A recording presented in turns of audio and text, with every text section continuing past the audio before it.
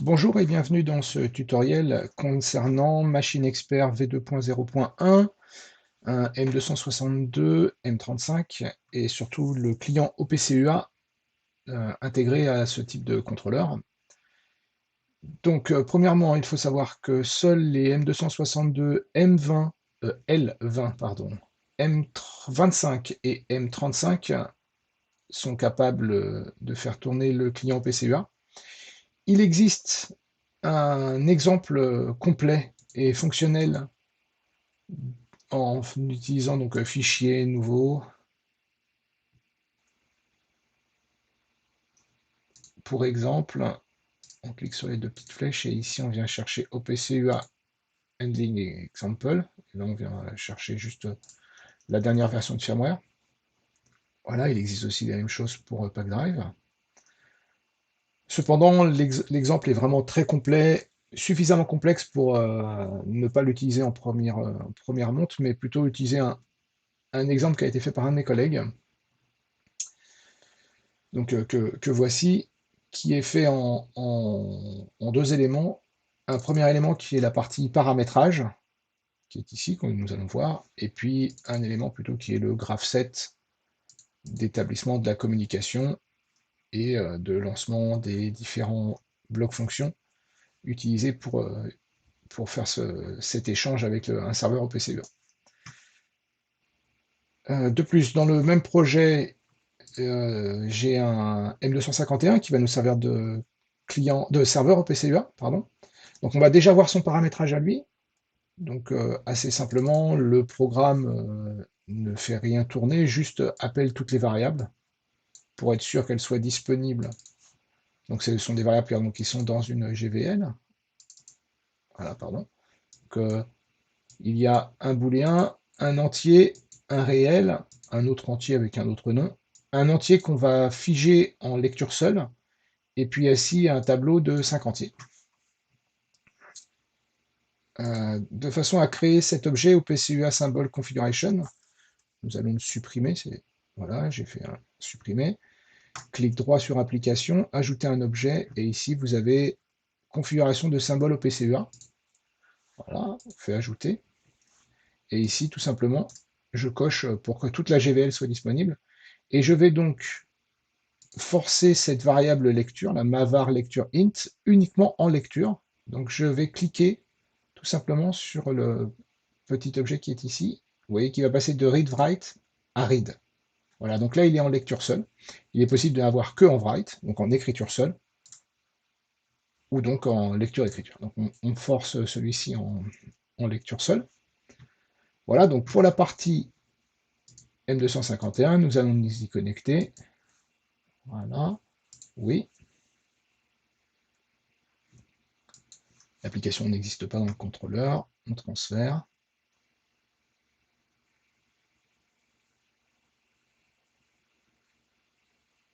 Voilà, et on met en route. On vérifie tout de suite que UA Expert est capable de communiquer avec le contrôleur. Donc, on intègre un petit serveur, pardon. Donc on fait plus pour ajouter un serveur. Le nom, on va mettre client OPCUA par exemple. Voilà.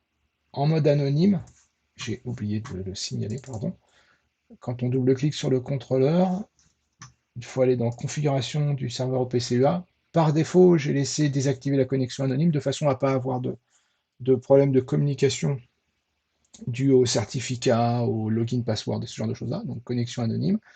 Et aussi, important, le type d'identificateur doit être sur chaîne. Le numéro de port du serveur par défaut, le 4840. Tout le reste est par défaut. La seule chose que j'ai modifiée, c'est type d'identificateur chaîne. Voilà. Donc on revient sur OPCUA, donc anonyme.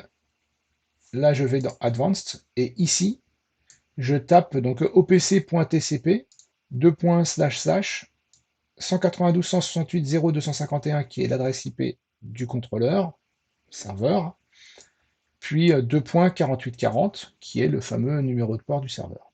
Voilà. Pas de security policy, pas de mode de message de sécurité, donc on retrouve le mode anonyme, OK, et on se connecte. Donc là, on voit un objet M241 et M251 data. Et ici, donc, on retrouve les différentes variables. Donc je vous rappelle, il y a un booléen, un entier qui s'appelait erreur, un autre entier, un entier qui est en lecture seule, un réel, et vous vous souvenez d'un tableau de 5 éléments qui allait de 0 à 4.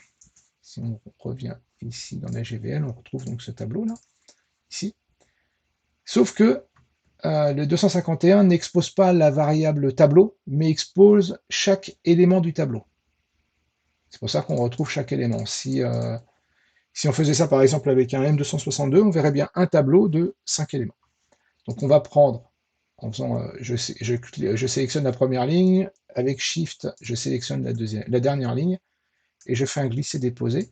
Donc là, je vois toutes mes valeurs, donc on voit les différentes valeurs qui sont en cours. Donc on va changer un petit peu tout le monde. Alors l'ordre n'est peut-être pas le même dans les deux produits. D'ailleurs, là, on n'est pas dans l'ordre alphabétique, alors que je crois qu'ici, nous sommes dans l'ordre alphabétique, c'est ça. Il n'y a rien de grave, hein. Hop. Ici, on va faire donc CTRL F7 pour envoyer les données vers le contrôleur. Voilà, les données sont dans le contrôleur. Et bien entendu, les données sont ici, maintenant, dans UA Expert. On va vérifier immédiatement quelque chose. Je vais vider le log, en appuyant sur la petite croix rouge. Et je vais essayer d'écrire dans ma var lecture int. Et là, je vais écrire, par exemple, 444, je fais entrer. On voit bien que la valeur n'est pas passée. Et on voit surtout ici, écriture dans le nœud NS2. Donc NS, ça veut dire namespace. C'est important pour ce que je vais dire après. String, c'est lié au paramétrage tout à l'heure du type d'identificateur chaîne. On en reparlera aussi. Et gvl.mavar lecture int, c'est le nom de la variable, hein, tout simplement. Donc on retrouve tout ici, hein, le node ID. Failed, donc ça n'a pas été effectué, et le retour est bad, not writable, donc ça veut dire qu'on n'a pas le droit d'écrire dedans. Ça correspond bien au fait qu'on a dit qu'on était en lecture seule.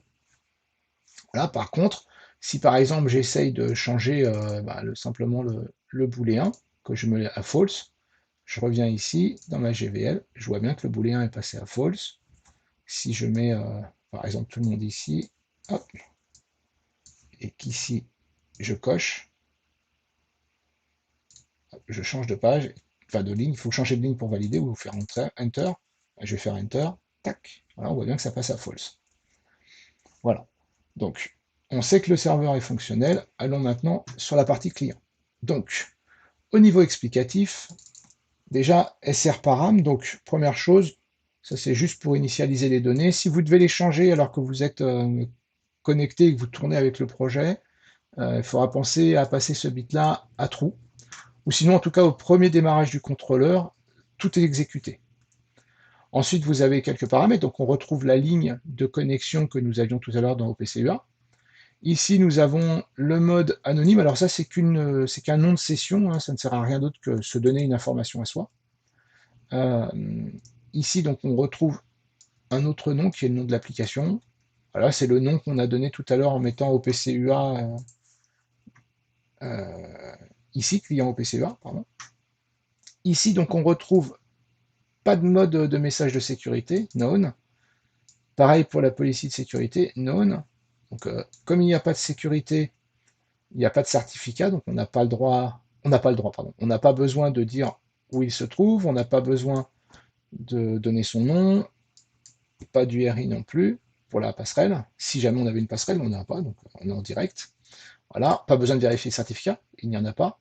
Et nous allons utiliser le principe TCP. Il y a d'autres moyens, mais de toute façon, on utilise bien le TCP, opc.tcp, ce qui est ici, là. Donc on utilise la connexion, le transport profile TCP. Voilà. Ensuite, on va donner donc la méthode de connexion login password. On est en mode anonyme. Donc les deux champs qui, lui, normalement, et d'ailleurs, on va l'écrire tout de suite, login, et ici, password. Voilà. Je mettrai ce projet en lien dans la description. Voilà, donc rien, hein, anonyme. Un timeout automatique de la session au bout d'une minute, une vérification de connexion toutes les 5 secondes, et puis là, c'est juste de l'information, on reste en français. Voilà. Et là, cette variable-là sert juste à pouvoir incrémenter facilement chaque élément dès qu'on en crée un nouveau. On aurait pu figer les valeurs, c'est juste plus simple dès qu'on veut créer des variables. Donc on met 0, sachant qu'en fait, c'est pas 0 le premier qui nous intéresse, c'est 1. Donc première chose qu'on fait, on va incrémenter le node ID count, donc le nombre de nœuds. Donc je vous rappelle tout à l'heure, je vais me remettre ici, je vous ai dit ici on a ns2, donc namespace 2, voilà, c'est ce qu'on voit ici, namespace 2. Ensuite string, donc c'est ce que nous mettons là, identifier type string, puis le nom de la variable, donc gvl mavar bool, donc c'est vraiment tout ce qu'on retrouve ici, et tout ça c'est dans node id tables. Voilà. Ensuite, on va pouvoir dire sur la partie lecture, où vont aller les données quand on va les lire, où est-ce qu'on va les enregistrer dans le contrôleur qui est le client, donc le M262. Donc déjà, on va dire que c'est un type booléen. Ensuite, on va donner le nom de la variable dans le contrôleur, ainsi que la taille de la variable. Donc pour avoir, on prend le nom de la variable, réellement on envoie le pointeur, donc on met ADR, entre parenthèses le nom de la variable, ce qui nous permet derrière de récupérer le pointeur. Et pour avoir la taille de la variable, on fait sizeof, et entre parenthèses, le nom de la variable. Donc ça, c'était pour la partie lecture. On retrouve exactement la même chose pour la partie écriture, booléen, sauf que au lieu de read, on a write, parce qu'en fait, on va créer deux variables dans le client, une variable read, une variable write, de façon à pouvoir changer l'une, ou alors il faudrait détecter que la valeur a changé, de façon à aller l'écrire. Voilà, en automatique. Là, on fait des choses simples, on crée deux variables. Voici. Et pour finir, on va rajouter que l'attribut que l'on veut donner, donc là c'est dans node add infos, l'attribut qu'on va donner, c'est la valeur qu'on va aller récupérer, écrire ou lire en tout cas, qu'on veut affecter. Et puis index range count, ça sert quand on a des tableaux, bien entendu pas un tableau comme on a vu tout à l'heure avec un M241 ou un M251, un autre type de tableau. Donc ça c'est la première variable. Et puis la deuxième variable, elle est faite de la même façon. Hein, on retrouve namespace 2, string, et puis par contre, c'est mavar int. Elle est là, alors peu importe. Là, on crée l'ordre que l'on veut. Là, l'ordre est défini de façon purement arbitraire, c'est-à-dire que de base, UA Expert dit j'expose les données, les variables dans l'ordre alphabétique, mais peu importe l'ordre fait dans Machine Expert. Et après, on retrouve le type qui est un type int16 avec la variable donc en lecture, puis toujours un type int16, la variable en écriture, valeur est toujours pareil 1, 0, pas de tableau, puisqu'on est sur une variable unique, et ainsi de suite pour toutes les autres valeurs. Et juste, on a créé un petit exemple, donc si on n'est pas en M241, M251, là on vient prendre la valeur, donc read montab int5, hop, et puis surtout à la fin, donc on voit index range count, donc 1 ça veut dire qu'il y a, c'est un tableau à une dimension, donc une seule colonne, plusieurs lignes. Si on avait eu deux dimensions, donc comme un petit peu comme un tableur, plusieurs colonnes, plusieurs lignes, on aurait dû mettre 2, et puis là avoir index range 1 pour start index et end index, et puis en dessous la même chose en index range 2, start index, end index. Donc start index et end index, ça correspond tout simplement à la déclaration 0 à 4, ici là, de l'array dans le serveur. Pardon, non, c'est là. Voilà. Et donc, comme on ne peut pas faire ça avec un M241 et un M251, eh bien, il faut déclarer toutes les variables les unes après les autres. Donc là, on va prendre read montab int5 entre crochets 0. Exactement ce qu'on voit ici. Hein, montab int5 entre crochets 0, 1, 2, 3, 4. Là, on retrouve exactement la même chose. Et bien sûr, dans ces cas-là, pas de tableau, puisqu'on s'adresse à une variable unique. Voilà. Donc ça, c'est la partie paramétrage. Donc, autant vous avez de variables à aller interroger, autant de fois il faut copier-coller toutes ces lignes-là pour aller créer l'échange, enfin, paramétrer l'échange, pardon. Ensuite, donc, nous allons voir le srmain, donc le programme en lui-même. Donc, le programme, c'est un graph set fait à partir de case. Je vous laisse découvrir tout ça. Donc, le principe, c'est on vient démarrer le client. Dès que la réponse du client a été validée, donc ça, elle est validée juste avec les instances de bloc fonction qui sont faites ici. Donc dès qu'on a le done, on enregistre le handle de la connexion, c'est un numéro, un identifiant unique à la connexion. On passe à l'étape 20, on passe à l'étape 30, c'est au cas où on fasse autre chose. À l'étape 30, on vient lancer donc node get handle list. Donc là, en fait, on vient récupérer la liste des différents éléments disponibles sur le serveur. Euh, et on l'enregistre, hein.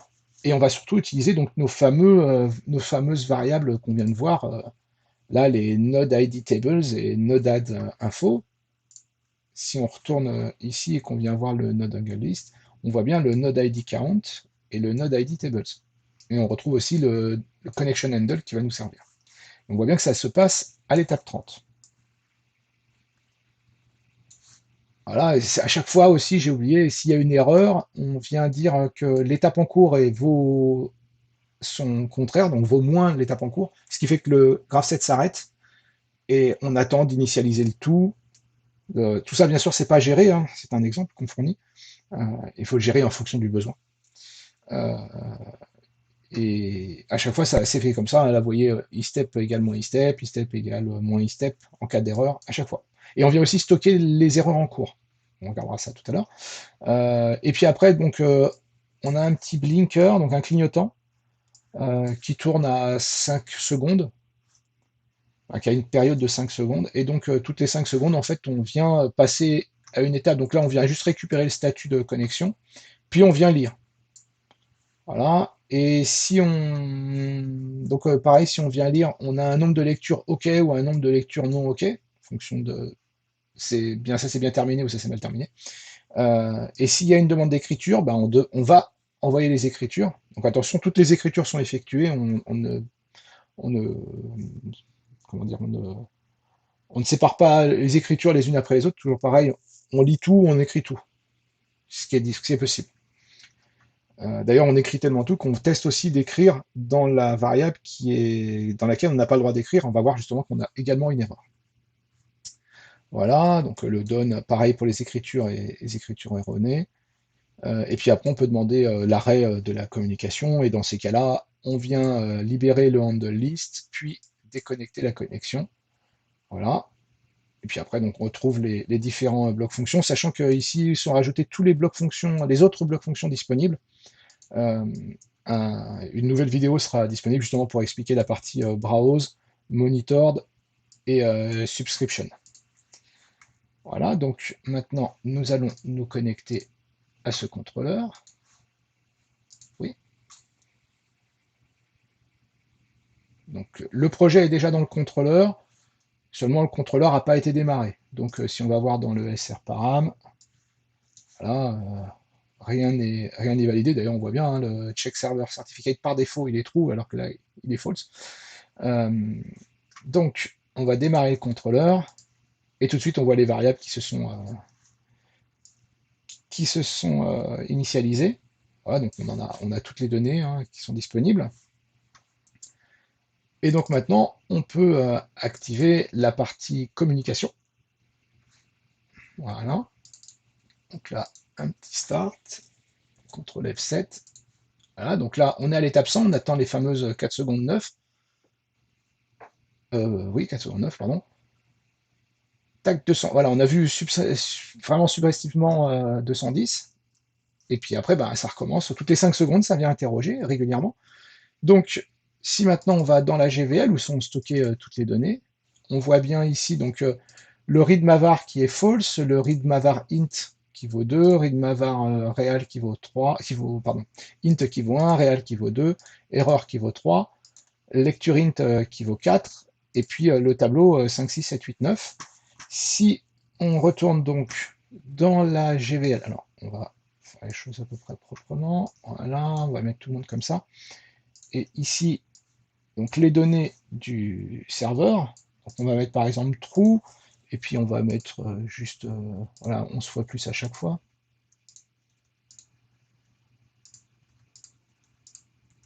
Voilà, CTRL F7. Alors CTRL F7, sachant qu'il faut quand même changer l'attribution de l'envoi du CTRL F7.